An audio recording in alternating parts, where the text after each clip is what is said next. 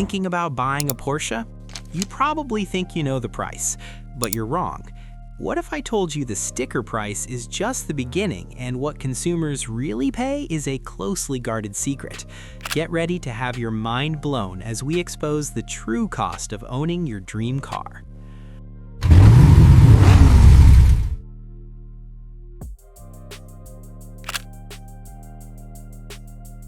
Everyone thinks they know what success looks like. It's low, it's wide, and it wears a distinctive golden crest from Stuttgart.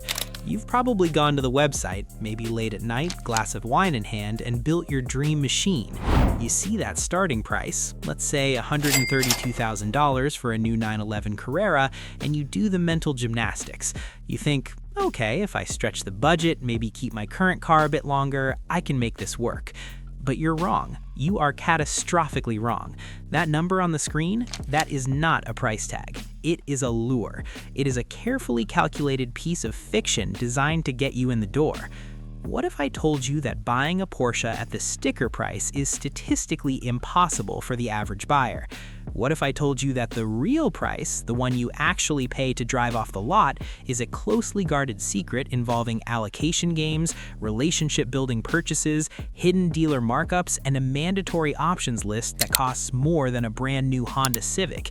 We aren't just talking about buying a car today. We are talking about entering a financial ecosystem designed to extract maximum profit from its most loyal customers. We are auditing the machine behind the machine. From the unicorn base models that don't exist, to the $3,000 lithium battery replacement that will blindside you, to the bizarre reality that you might need to buy a devastatingly depreciating electric sedan just to get permission to buy a sports car. Get ready. We are exposing the true, unvarnished cost of owning your dream. Let's start with the official story, the MSRP, manufacturer's suggested retail price. In the world of Ford or Toyota, MSRP is a ceiling, a number you haggle down from. In the world of Porsche, it is a basement, and a basement you are rarely allowed to visit. As of late 2025, the base price for the refreshed 992.2 generation 911 Carrera is roughly $132,300. The 718 Cayman starts around $72,800. A Macan EV? Somewhere in the $80,000. Sounds reasonable for world-class German engineering, right? Here is the cold reality. That base price gets you what dealers call a stripper. A base 911 comes with standard paint, usually white or black. It comes with standard seats that, while comfortable, lack the lumbar and bolster adjustments you expect in a six-figure luxury car. It has a standard stereo that sounds adequate, but adequate isn't why you drain your savings account for a Porsche. Here's the kicker. Porsche doesn't really want to build these cars, and dealers definitely don't want to sell them. If you walk into a dealership today and ask to order a zero-option 911, you will likely be met with a polite smile, a cup of espresso, and a vague delivery date of sometime in 2027. Why? Because of the allocation system. This is the dirty secret of the luxury car world. Dealers do not just order whatever they want. They are granted allocations, build slots from Porsche corporate based on their sales volume and customer satisfaction scores. A dealership might only get 3 allocations for a 911 Carrera S in a single month. Now put yourself in the dealer's shoes. You have 1 build slot left for November. Customer A wants a base model with 0 options, total price $132,000. Customer B wants to spec that car out with $40,000 in high-margin options, bringing the total to $172,000. Who gets the car? It's not even a question. Customer A is told there is a waiting list. Customer B gets a build date. The base model is a unicorn. It exists in brochures to keep the advertised price attractive, and it exists in press fleets to show journalists how pure the driving experience is. But in the wild, it's extinct. To actually get a car, you have to play the game, and the game is played on the options list. Welcome to the most dangerous place on the internet, the Porsche configurator. This is where your budget goes to die a slow, customized death. Porsche is famous for being the most profitable car company in the world per unit sold. This is how they do it. They have unbundled everything. Things that come standard on a Hyundai Genesis or even a top-trim Mazda, like adaptive cruise control, ventilated seats, power folding mirrors, or keyless entry, are paid extras here. Let's look at the must-haves. These aren't just vanity items. These are options that, if you skip them, will make your car significantly less enjoyable to drive and nearly unsellable on the used market later. The performance tax. First, the Sport Chrono package. It adds that iconic analog clock on the dash and a mode switch on the steering wheel. Cost? About $3,000 depending on the model. But it's not just a clock, it includes dynamic engine mounts. These mounts stiffen up when you are driving hard to keep the engine from shifting its weight, and soften when you are cruising. Without Sport Chrono, your Porsche literally drives differently. Slower shifts, less aggressive throttle mapping, it is effectively mandatory. Then there's rear axle steering. This steers the rear wheels in the opposite direction of the front wheels at low speeds to make the car turn tighter, and in the same direction at high speeds for stability. It makes a 911 feel like a go-kart. That's another $2,100. The aesthetic tax. Now, wheels. You don't want the small, standard 19-20-inch wheels, do you? They look lost in the wheel wells.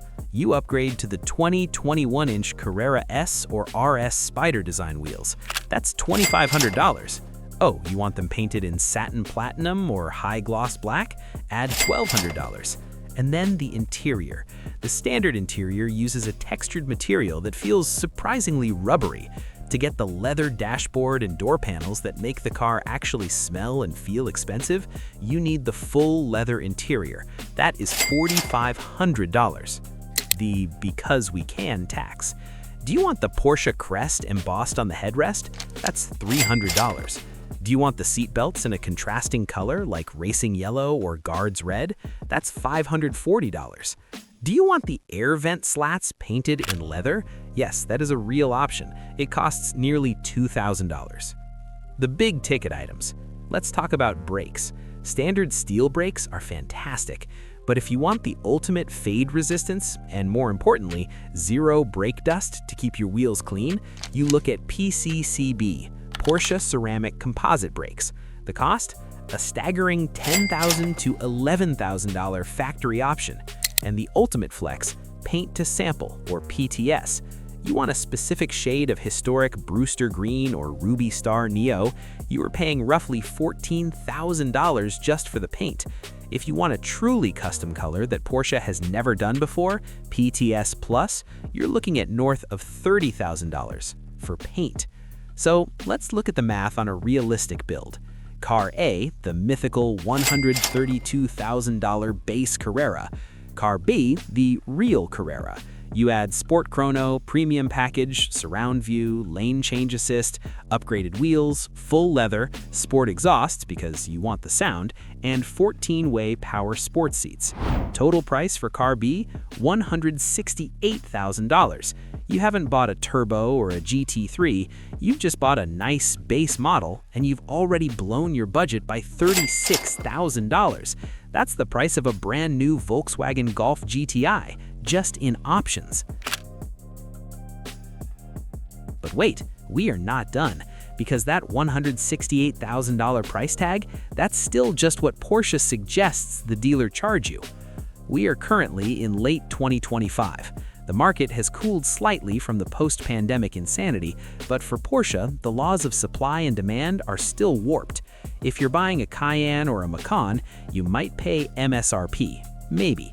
But if you're trying to buy a 911 GTS, a GT3, or a limited edition model like the ST or Dakar, you are walking into a buzzsaw. This is where the relationship game begins.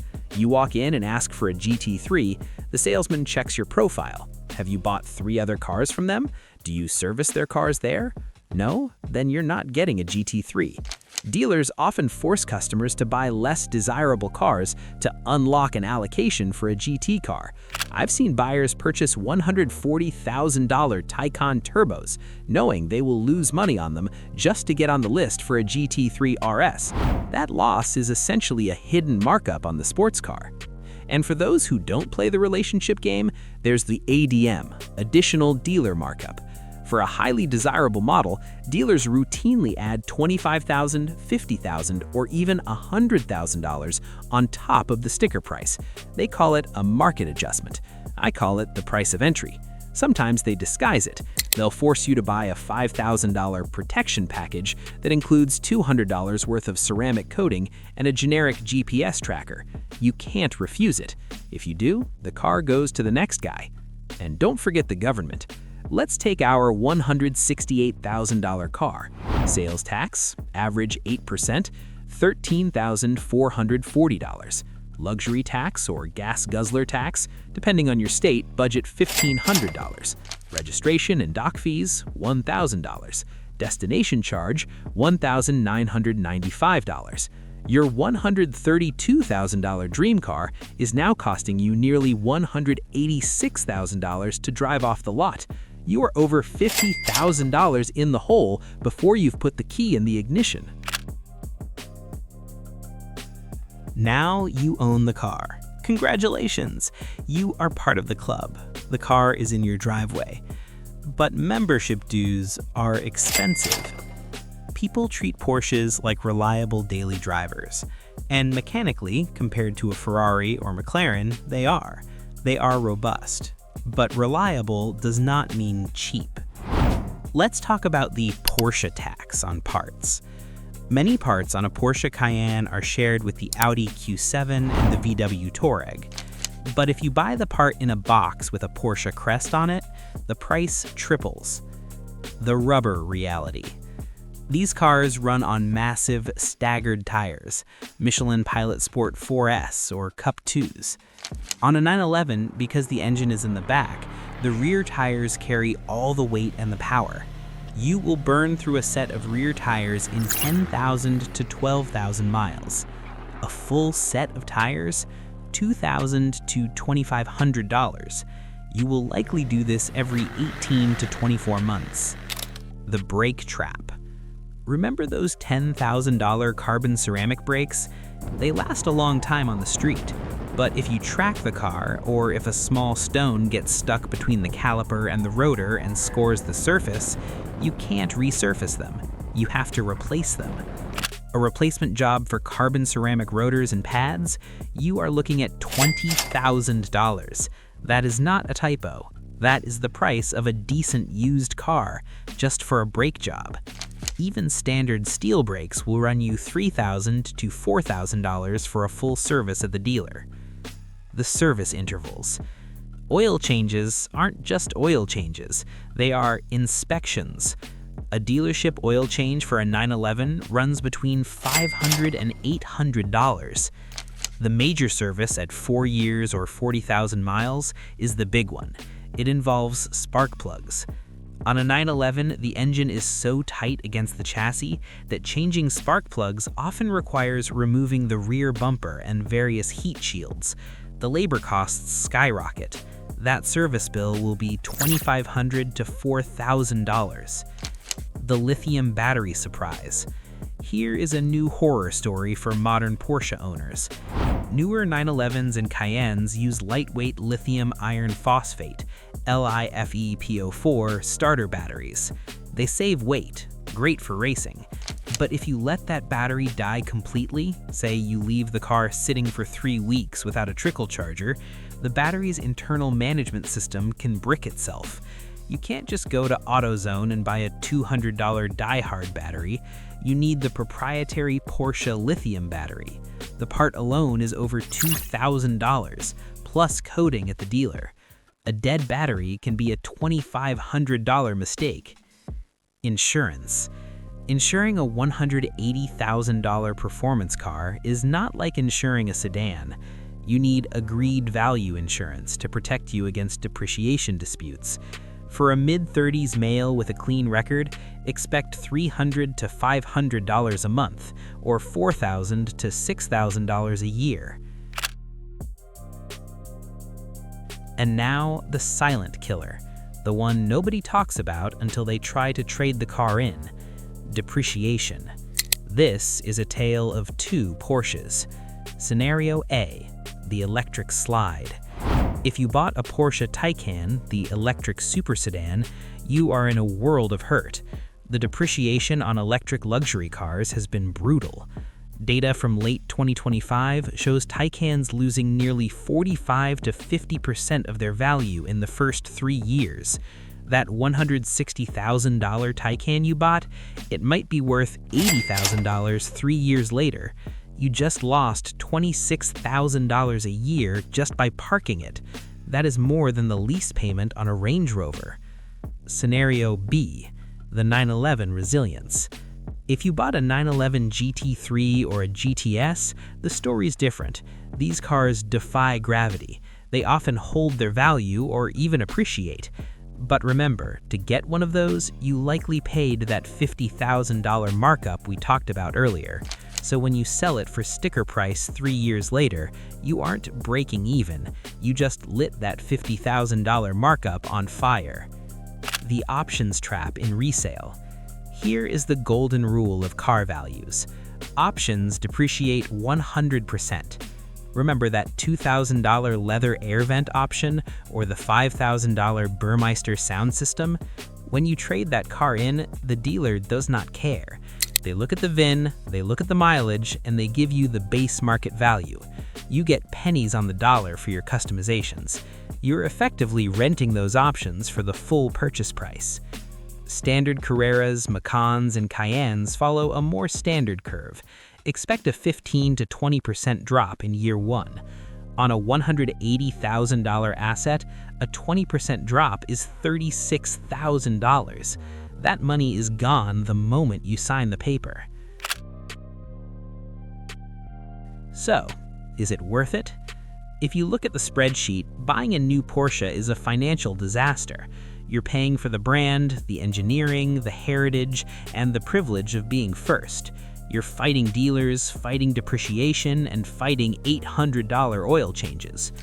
But you don't buy a Porsche with a spreadsheet. You buy it with your heart. You buy it for the steering feel that no other car can match. You buy it for the silhouette. However, you can use your brain to minimize the damage. Here is my actionable advice for navigating this minefield in 2026. Number 1, ignore the base price completely. Whatever the website says, add $30,000 to $40,000 immediately. That's the real price. If you can't afford the car plus that buffer, you can't afford the car. Number 2, the CPO cheat code. Hunt for CPO, certified pre-owned. Let the first guy take the initial depreciation hit and pay for the leather air vents. A 2-year-old CPO Porsche comes with an unlimited mile warranty that's often better than the new car warranty. It's the smartest way to buy into the brand. Number 3, be clinical with options. Don't spec a car for the next guy, spec it for you, but be realistic. You need sport chrono, the larger fuel tank, and good seats. You don't need the high-end stereo if you mostly listen to podcasts, and you don't need night vision assist. Keep the build light to minimize depreciation. Number 4, avoid the dealer add-ons. If a dealer insists on a $5,000 nitrogen tire fill and ceramic coating package, walk away. There are other dealers. Look nationwide. Shipping a car from a fair dealer 500 miles away costs $1,500. Paying a markup costs $10,000. Do the math. Number 5, understand the GT market. Don't assume buying a GT3 is an automatically safe investment. Unless you can get it at MSRP, which is rare, you're exposed to market corrections. When the economy dips, toys are the first asset class to crash. The true cost of owning a Porsche isn't just money. It's the mental load of protecting a fragile, expensive asset. It's the fear of parking lots. It's the agonizing over every pothole.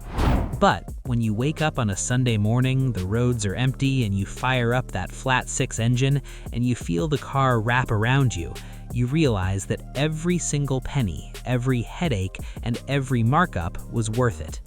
Drive safe, spend wisely, and don't let the badge blind you to the bottom line. Thanks for watching. If this video saved you a few $1,000s on your configurator addiction, hit that like button.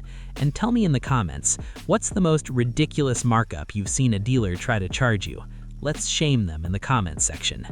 See you in the next one.